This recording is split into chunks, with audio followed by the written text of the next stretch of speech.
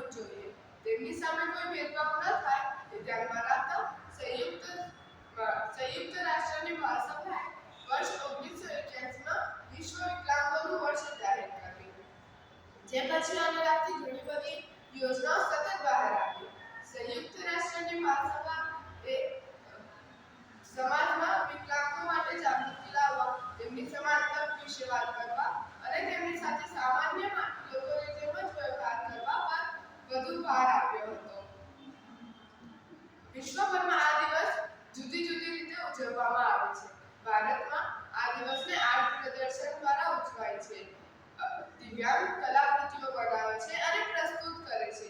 એક સ્પીચ સ્પર્ધા પણ છે જેમાં તેઓ ભાગ લે છે અને પોતાના મંતવ્યો વ્યક્ત કરે છે. કોરોનાના સમયે પણ આ દિવસ ઓનલાઈન માધ્યમથી ઉજવવામાં આવ્યો હતો. હંમેશા જોવામાં આવ્યું છે કે સામાન્ય લોકો અસામાન્ય લોકોને છેડાવે છે, તેમનો મજાક ઉડાવે છે અને તેમનું મનોબળ તોડવાનો પ્રયાસ કરે છે. સમાજમાં દિવ્યાંગો માટે જાગૃતિ હોવી મહત્વપૂર્ણ છે. લોકોએ દિવ્યાંગો વિશે જાણવું જોઈએ.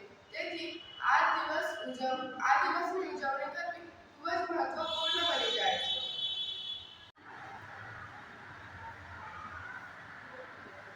અમારે શ્રી પંડિત ધર્મચંદ્ર જૈન કન્યા શાળા શારીરિક રીતે અક્ષમ બાળકો સાથે કોઈ પણ જાતનો ભેદભાવ રાખતી નથી અને એટલે જ વિજ્ઞાન પ્રદર્શન વિશે સમજાવતા વિદ્યાર્થીની કાનમાં શ્રવણ યંત્ર પહેર્યું છે અને જુઓ તો ખરા કેટલું સરસ સમજાવે છે.